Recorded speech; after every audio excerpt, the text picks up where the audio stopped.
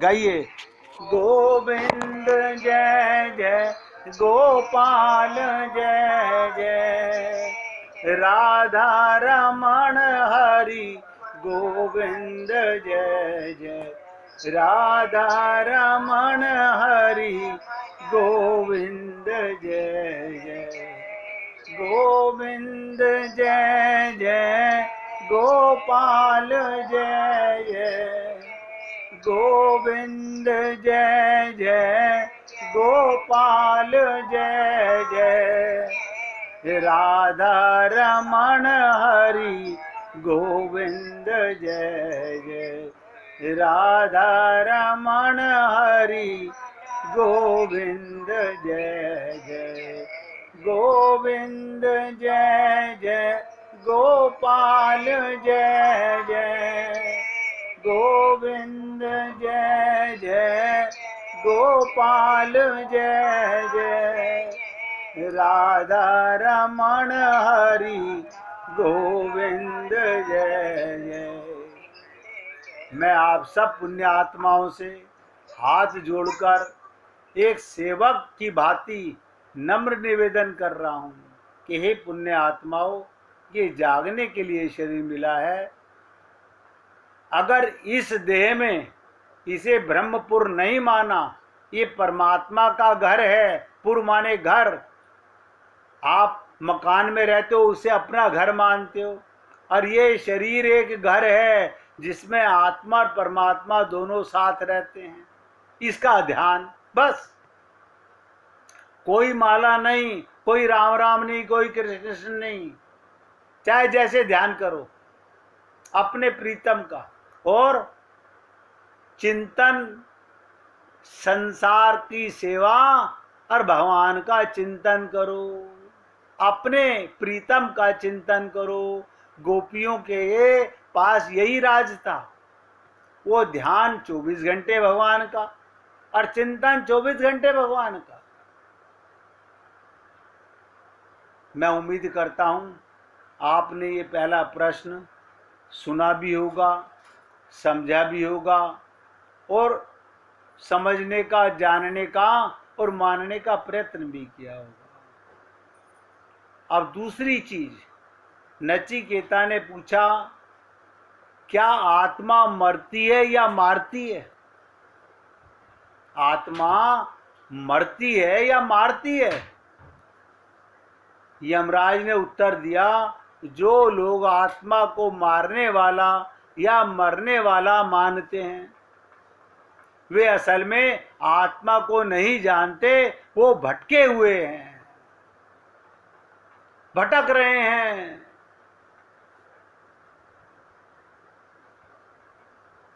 उनकी बातों को नजरअंदाज कर देना चाहिए। और आप और हम लोग उन लोगों के पास जाते हैं जो हमारी झूठी तारीफ करते हैं, हमारी बड़ाई करते हैं। हम जानते कख नहीं, हमारे को बहुत बड़ा भक्त बताते हैं। आप सही पूजा कर रहे हो, आप सही पाठ कर रहे हो, आप सही जप तप कर रहे हो, तो क्या कहा यमराज ने? आत्मा को नहीं जानते, भटके हुए हैं, भटके हुए। आप और हम सब लोग कौन है? भटके हुए हैं। बार बार देखो, अभी तक का तो पक्का प्रमाण है कि हम भटक रहे हैं। अभी तक हमें भगवत प्राप्ति तो हुई नहीं है। हाँ, इसकी कोई गारंटी नहीं कि अगला जन्म भटकोगे या अटकोगे। अगर आत्मज्ञान हो गया तो अटक जाओगे भगवान के प्रेम में, अन्यथा भटकते रहोगे। ऐसे ही 84 लाख योनियों में आते और जाते रहोगे। क्योंकि आत्मा, क्या कहते हैं यमराज? आत्मा मरती नहीं, ना किसी को मार सकती है। अरे, उसने उसको गोली मार दी, हमने देखा था। राम ने रावण को मार दिया, हमने रामलीला में खूब देखा था। आपने क्या देखा था? ये तो आपकी बुद्धि कह रही है ना, क्योंकि आप तो अपने को शरीर मानते हो, और शरीर की बुद्धि क्या देख रही है? जो दिख रहा है वो मान रहे हो।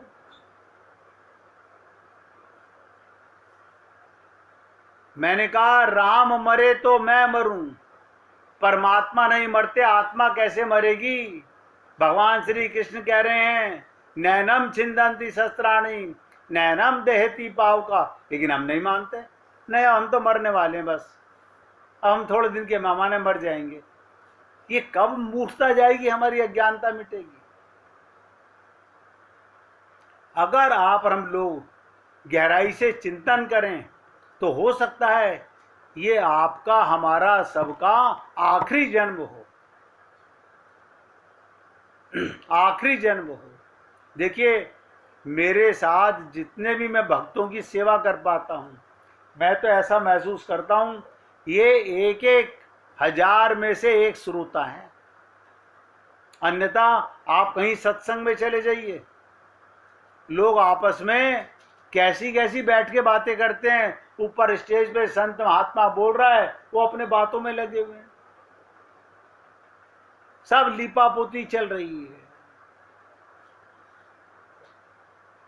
अब नचिकेता ने 2 प्रश्न पूछ लिए, तीसरा प्रश्न सुनिएगा।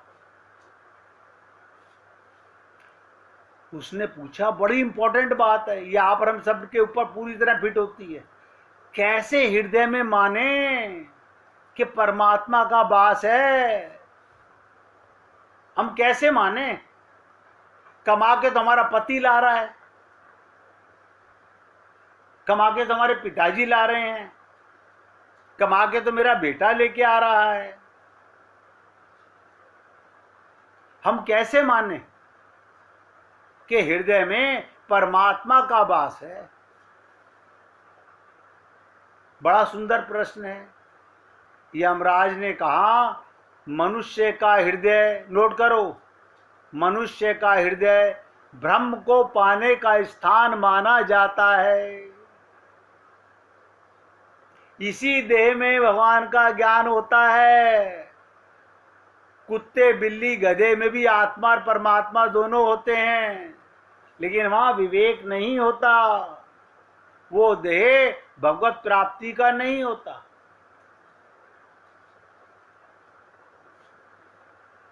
आपको मैंने कहा ये ब्रह्मपुर है, आप क्या मानोगे? नहीं नहीं, कह रहे हम तो अपनी माता जी की संतान है, पिताजी की संतान है। अब कब अपने आप को परमात्मा की संतान मानोगे? आपके माता पिता भी परमात्मा की संतान है। इस सृष्टि में जो कुछ तुम्हें नजर आ रहा है सब भगवान का है। तो उन्होंने क्या कहा? मनुष्य का हृदय ब्रह्म को पाने का स्थान माना जाता है। सीतारामाचार्य जी ने भी कहा, इस देह में हरि मिलत हैं, ये ब्रह्मपुर है, इसमें ब्रह्म को जाना, माना और पाया जाता है। गोदा जी आई, लक्ष्मी जी अवतार लेकर के, इसी देह में गोपी भाव से परमात्मा को पाने के लिए, कि भाव से भगवान मिलता है। शंकर भगवान ने कहा ना, एक भाव देह होता है। अब हमारा भाव अगर आत्मा का भाव होगा तो परमात्मा में जाएगा, शरीर का भाव संसार में जाएगा। नोट कर लो, दोनों चीज नोट कर लो। जब आप अपने को शरीर मानोगे, आपका भाव ममता मोह आसक्ति में जाएगा। जब आत्मा मानोगे तो आपका भाव परमात्मा में जाएगा। क्या मतलब? ममता भी भगवान से, आसक्ति भी भगवान से और मोह भी भगवान से। ये तीनों चीजें डाइवर्ट हो गई। अभी तक मन इधर जाता था, अब मन इधर जाने लगा, सिर्फ एक ज्ञान से कि ये ब्रह्मपुर है और इसमें परमात्मा बैठे हैं और ये देह भगवान को मानने के लिए मिला है। आप सोचो, हमने जिसके लिए देह मिला उसको तो पाया नहीं, और जो इकट्ठा कर लिया वो हमारे साथ जाएगा नहीं। आप देखो, बच्चे हमारे साथ जाएंगे क्या? माता पिता हमारे साथ जाएंगे क्या? पति पत्नी एक साथ जाएंगे क्या? सोचो, ये आपका करोड़ों अरबों रुपए का धन, ये आपके मकान, ये आपकी ज्वेलरी, ये आपके कपड़े, ये आपका फर्नीचर, ये कुछ जाएगा क्या? नहीं जाएगा तो नहीं। तो कहाँ समय बर्बाद कर रहे हो? हम अपनी सुविधाओं के लिए कर रहे हैं। किसकी सुविधा के लिए? शरीर की सुविधा के लिए, मरने वाले के लिए। इतना समय है तुम्हारे पास, फिर हमारा सत्संग में आने का लाभ क्या?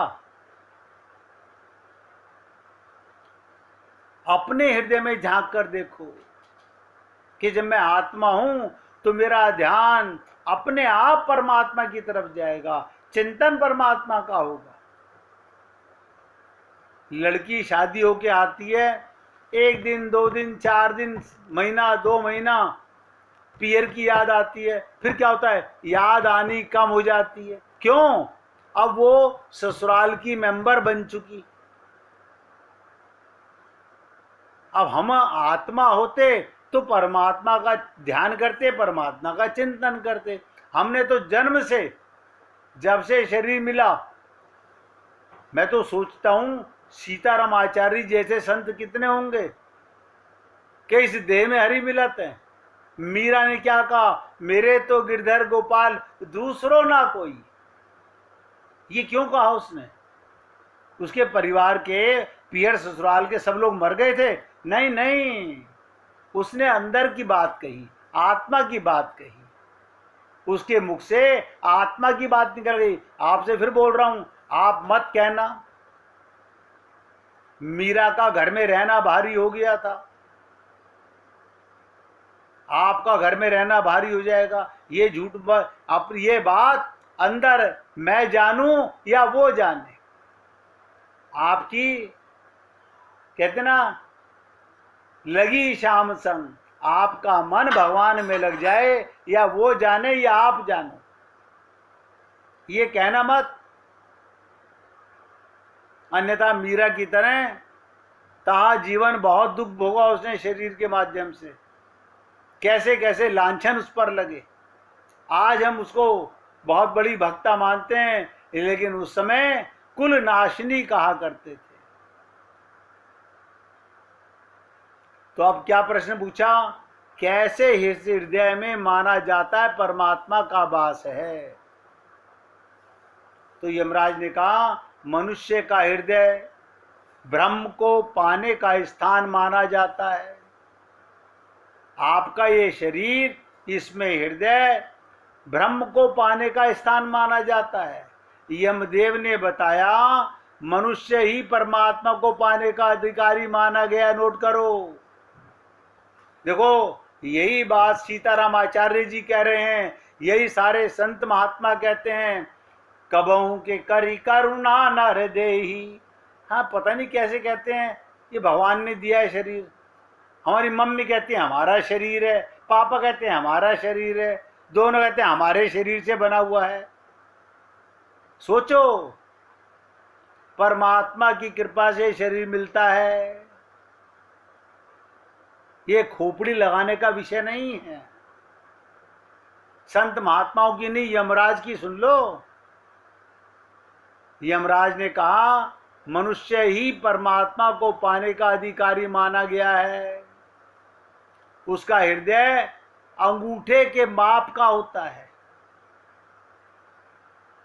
इसलिए उसके अनुसार ब्रह्म को अंगूठे के आकार का पुकारा गया। और अपने हृदय में भगवान का वास मानने वाला व्यक्ति अपने हृदय में हरि व्यापक सर्वत्र समाना, प्रेम ते प्रकट होई मैं जाना। हमें प्रेम नहीं है। अरे प्रेम तो है, शरीर से संसार में है, आत्मा से परमात्मा में होता है, नहीं है। अपने हृदय में भगवान का वास मानने वाला व्यक्ति ये मानता है दूसरे के हृदय में भी ब्रह्म इसी तरह विराजमान है, जैसे मुझ में राम तुझ में राम सब में राम समाया। अब आप बताओ किसको बुरा कह रहे हो? आप बुरा किसको कह रहे हो? सब में राम है, आपकी जवान जलती नहीं बुरा कहते हुए। अगर भगवान दंड दें तो आपकी जबान को कट के बाहर निकल जाना चाहिए कि इसने बुरा कहा, उसमें जान करके इसमें आत्मा है, परमात्मा विराजमान है। फिर भी हम लोग खूब कान में और जुबान से एक दूसरे की बुराई भलाई करते रहते हैं।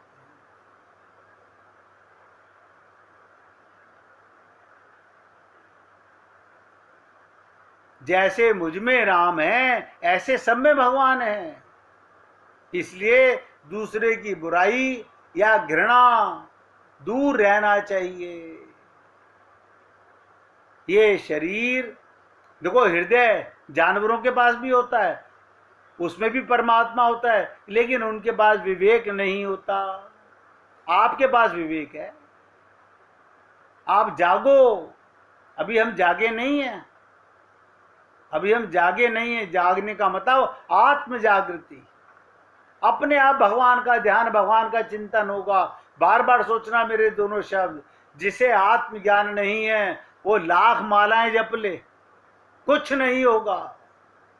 परमात्मा का जाप नहीं, ध्यान करना होता है, सुमिरन करना होता है, रटन नहीं करनी होती। उसे एक जगह में गया तो वहां पर राम राम 1, राम राम 2, राम राम 3। मैंने कहा गधो, तुम्हारा ध्यान राम पे है या गिनती पर है? बोले जी गिनती पर ध्यान है। राम पर ध्यान होना चाहिए था, गिनती पर ध्यान होना चाहिए था। कैसे कैसे लोगों ने भजन बना रखे हैं।